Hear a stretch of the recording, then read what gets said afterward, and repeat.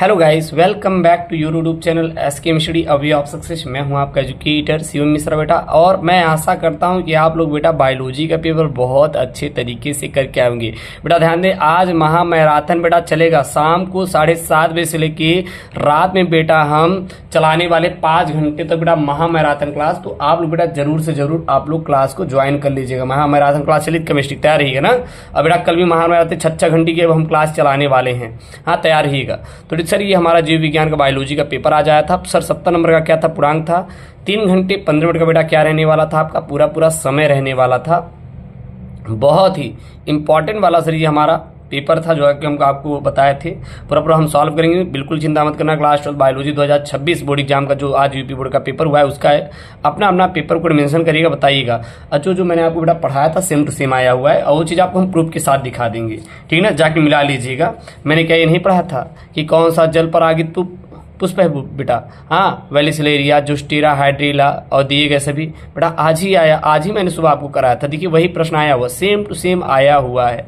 हाँ, फिर यहाँ पे है प्रारंभिक प्रकुट, मैंने आपको बोला था। यहाँ पे देखिए 4 ऑप्शन है, AUG, AUU और UAG और GAU। हाँ, मैंने करवाया था कि नहीं, आप लोग बेटा कमेंट बॉक्स मेंशन करिएगा, बाकी तो हम करवाएंगे पूरा सॉल्व।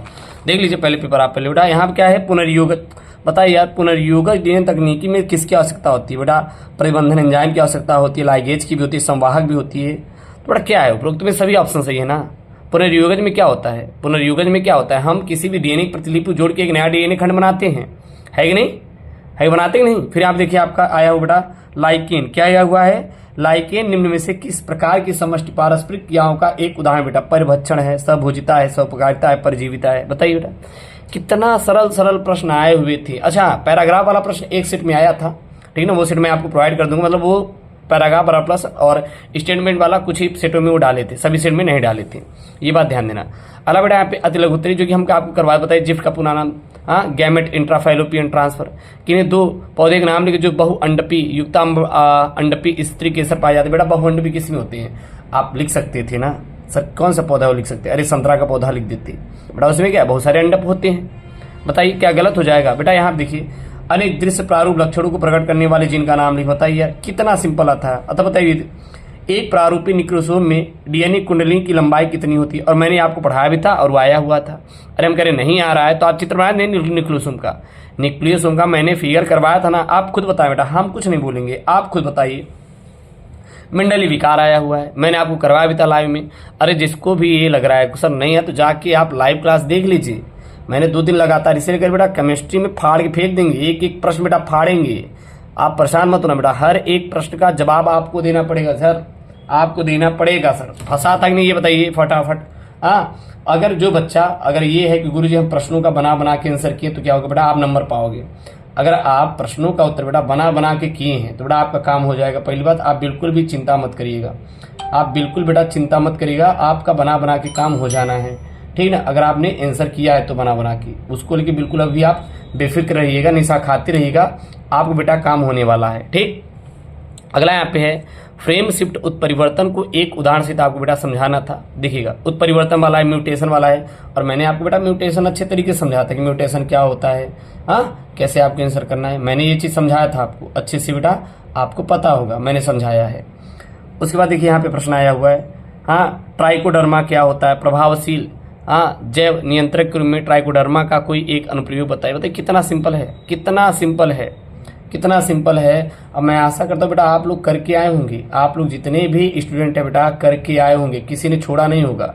अगर बेटा छोड़ोगे तो पछताना पड़ेगा। देखिए सिंपल सी बात है, छोड़ोगे बेटा तो पछताना पड़ेगा, इसीलिए आपको बेटा छोड़ना नहीं, हर एक प्रश्न का जवाब दे के आना है। बाकी तो मैं बैठा हूँ ना बेटा यहाँ पे, यहाँ तो बाकी तो मैं बैठा हूँ, आपको क्यों परेशान होना है? आपको क्यों ऐसा लगता है कि आप नहीं कर पाओगे? आपको क्यों लगता है ऐसा? आपको सोचना ही नहीं है, आपको केवल बेटा अपने पेपर को फोकस करना है देने के लिए, बाकी आप कुछ मत सोचो। वी कैन डू, हम आपको सब कुछ करवाने के लिए बेटा रेडी बैठे हैं। आपको कुछ नहीं सोचना है, केवल जाके आपको अपने पेपर को देना है, केवल आप अपने पेपर को दीजिए, काम खत्म हुआ, ठीक है ना।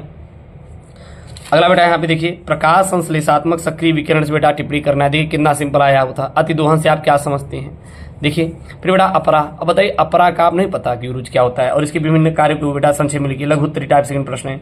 अपरा क्या होता है? वे होते हैं जो किसी भी महिला के पेट में पल रहे भ्रूण को भोजन प्रदान करने का काम करते हैं, पोषण प्रदान करने का काम करते हैं। उनके जो हमारे मतलब कि मल मूत्र होते हैं, जो हमारा भ्रूण होता है, ठीक ना, उसको बेटा हमारे बाहर निकालने का काम करता है ब्लड में, मतलब कि ये हमारा अपरा का काम होता है। अगला बेटा यहाँ पे, भारत में विस्फोटक जनसंख्या वृद्धि के जिम्मेदार के कौन कौन से कारण बताइए। आपको नहीं समझ आ रहा बेटा जनसंख्या विस्फोट जब पढ़ा रहा था कुछ बच्चे कमेंट कर गुरु जी टाइम, अबे भाई आया हुआ प्रश्न है, आप लोग खुद देखिए ना भाई, आप लोग बोले करे जा आया है कि नहीं, आप ये बताइए, बाकी सब कुछ छोड़िए सर, आप खुद देखिए बेटा, आपका प्रश्न भर भर के आया हुआ है, इसलिए कहते हैं आपको बिल्कुल भी परेशान नहीं होना है, जिम्मेदारी हमारी है बेटा, पास करवाने की, सब कुछ करवाने की जिम्मेदारी हमारी है, जो आपको देंगे वो सब आपके बोर्ड में आने वाला है। देखिए यहाँ पे टेस्ट क्रॉस और बैक क्रॉस को समझाइए। अनुकूली विकिरण क्या होता है, उपयुक्त उदाहरण से आपको बेटा समझाना है। संक्रामक बताइए बेटा, संक्रामक नहीं बताए थे, वे रोग जो एक दूसरे से फैल जाते हैं संक्रामक कहते हैं, जैसे आपका बेटा क्या था, जुकाम होता है संक्रामक है। असंक्रामक रोग, अमीबियता क्या होता है, प्रतिरक्षी अणु की मैंने संरचना भी आपको बेटा बनवाया था, प्रतिरक्षी अणु की संरचना मैंने बनवाया था ना, मैंने आपको कहा था प्रतिरक्षी अणु वाला तैयार कर लीजिए, आपका 3 नंबर का आएगा जी। प्रतिरक्षी अणु की जो संरचना बनाया होगा बेटा उसको 1.5 नंबर मिलेगा। इसका कार्य बेटा लिख देंगे, थोड़ा सा संक्षिप्त मतलब शॉर्ट में लिखना था, ज्यादा नहीं, तो आपको बेटा कितना मिल जाता है यहाँ पर, आपको 1.5 नंबर, मतलब 3 नंबर का ये सवाल था। कैंसर बताइए, आपको नहीं पता बेटा कैंसर क्या होता है, मैंने आपको पढ़ा भी था, कैंसर कितने प्रकार के होते हैं, कैंसर कैसे होते हैं, जब हमारे एक ही जगह कोशिकाओं में अनियमित विभाजन होता है तो उसको बेटा क्या कहते हैं, कैंसर कहते हैं। अभिज्ञान और निदान में आपको संक्षेप में बेटा वर्णन करना था कैंसर के बारे में, बताइए, describe the cancer, dictation the diagnosis of cancer in brief. बेटा ड्रग्स एल्कोहल कुप्रयोग की रोकथाम एवं नियंत्रण के विभिन्न उपायों का वर्णन कीजिए, मैंने आपको ये समझाया था, आया हुआ है। प्रतिबंधन एंजाइम मैंने पढ़ाया था, ये भी आया हुआ है। इसमें आप बता दीजिए कौन सा नहीं पढ़ाया था, आप बताइए ना बेटा कौन सा नहीं पढ़ाया था, आप खुद बता दीजिए कि हम ना पढ़ाए हों। पुनर्योगजनीय तकनीकी को परपोषी कोशिकाओं में स्थानांतरित करने हेतु जानने वाली विधियों का वर्णन किया। हम छोड़िए सब क्या लिखा है, आपको बेटा पुनर्योगजनीय तकनीक पढ़ाया था ना, तो उसको लिख देते कम से कम। हाँ, जो प्रश्न आप बेटा बना के उत्तर दियो, नंबर मिलेगा, परेशान मत। बताइए परजीवी पौधे क्या होते हैं, परजीवी पौधे के लाभ और हानि बताइए। परजीवी बेटा पोषी स्तर क्या होता है, पारितंत्र में विभिन्न प्रकार की पोषी स्तर पर आपको टिप्पणी करना है। शुक्रजन को परिभाषित कीजिए, शुक्रजन प्रक्रिया को आरेखित चित्र से आपको बेटा वर्णन करना था।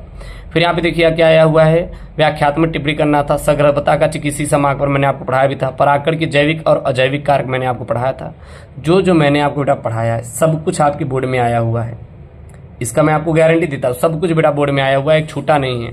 अगला देखिए आया हुआ बेटा मधु और पक्षियों में लिंग निर्धारण की क्रियाविधि का वर्णन कीजिए। कितना सिंपल बेटा, मधु पक्षियों में लिंग निर्धारण कैसे होता है, मैंने मधु मतलब मधुमक्खियों में, और मैंने कराया था पक्षियों में, जाके देख लीजिए कराया है। बेटा हार्डी बेनबर्ग का सिद्धांत मैंने पढ़ाया, संलग्नता मैंने पढ़ाया, वो भी आया हुआ है। पारितंत्र के बारे में मैंने आपको पढ़ा था, वो भी आया हुआ। उत्पादकता मैंने पढ़ा था, वो भी आया हुआ है। उपभोक्ता मैंने पढ़ा था, वो भी आया हुआ है। तो सब तो आए हुए हैं, ऐसा कौन सा है जो कि आपके पेपर में बेटा नहीं आया हुआ है, जरा आप बताइए। सब तो बेटा पेपर में आए हुए हैं बायोलॉजी के, और आप लोग बेटा अपना अपना कमेंट मेंशन कर देना, बताइएगा कि सर आपने कितने नंबर करके आए हैं, और ये चीज़ बताइएगा कि आपने कौन कौन सा प्रश्न छोड़ा। अगर छोड़ेंगे बेटा पछताएंगे, तो इससे अच्छा आप छाप के आए होंगे, मुझे आशा है। चलिए सर मिलते हैं नेक्स्ट वीडियो में, दोस्तों थैंक यू, जय हिंद। और केमिस्ट्री क्लास बेटा स्टार्ट है, आप लोग जरूर से जरूर ज्वाइन करें और चैनल को सब्सक्राइब कर लीजिए।